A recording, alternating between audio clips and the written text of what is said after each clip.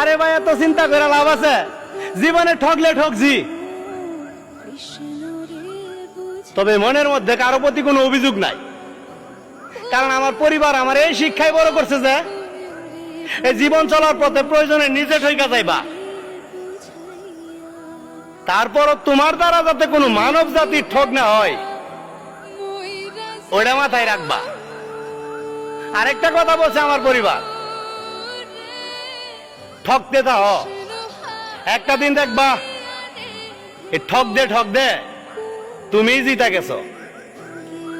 এখন শুধু অপেক্ষা আছি আর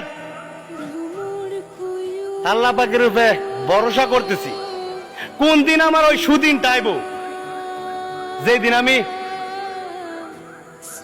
হাইরা গিয়েও জিতা যামু। শুক্রিয়া, ভালো আছি আলহামদুলিল্লাহ।